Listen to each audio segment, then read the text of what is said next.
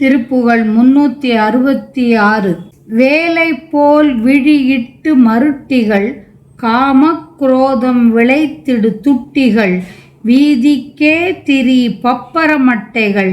முலை யானை மேலிட்டே பொற விட்ட பொறிச்சிகள் மார்பை தோளை அசைத்து நடப்பிகள்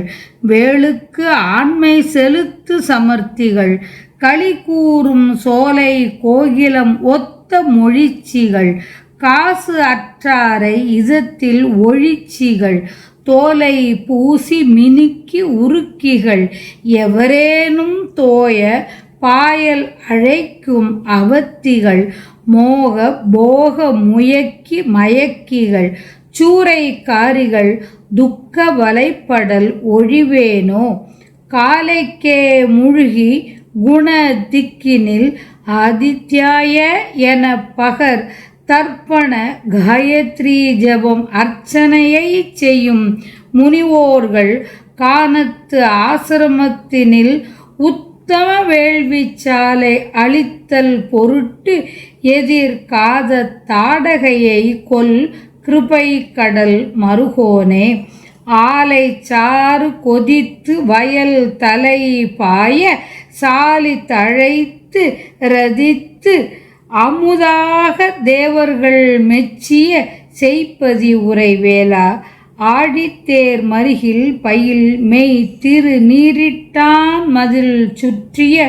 பொன் திரு ஆனைக்காவினில் அப்பற் பிரியப்படு பெருமாளே. காலை நேரத்தில் நீரில் மூழ்கி கிழக்கு திக்கினை நோக்கி ஆதித்யாய என கதிரவன் மீது துதிகளை கூறி தர்ப்பணம் காயத்ரி ஜபம் அர்ச்சனை முதலியவற்றை செய்கின்ற முனிவர்கள் வாழ்ந்து வந்த வனத்தின் ஆசிரமத்தில் நடந்த மேன்மையுடைய வேள்விச்சாலையை காப்பாற்றுவதற்காக எதிர்த்து வந்த தாடகையான கொடியவளை கொன்ற ராமபிரானுக்கு மருகனே மால் மருகனே கரும்பு ஆலைகளில் உள்ள சாறு கொதித்து வயலில் பாய்கின்றதால் நெற்பயில் தழைத்து சுவை அளிப்பதான வளம் நிறை வயலூர் நெற்பயிர் தழைத்து சுவை அளிப்பதான அமுதாக தேவர் மெச்சிய வயலூரின் வீற்றிருக்கின்ற வேலனே சக்கரங்களை உடைய தேர் தெருவில் உலவும் திருவானைக்காவில் உண்மை விளங்கும் திருநீரிட்டான் மதில் பொருந்திய திருவானைக்காவில் வீற்றிருக்கின்ற சிவபெருமான் விரும்புகின்ற பெருமாளே ஆனைக்காவினில் அப்பற் பிரியப்படு பெருமாளே.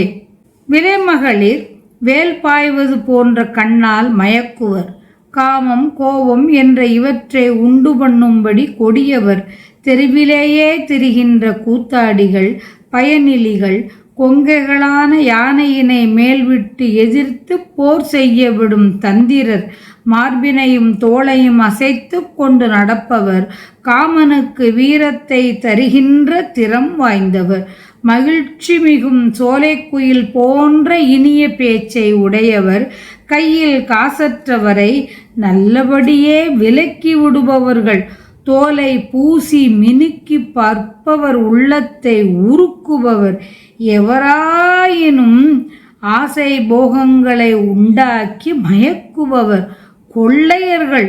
இத்தகைய விலைமகளிரின் துக்கம் அளிக்கும் வலையில் மாட்டிக்கொள்வது நின்றும்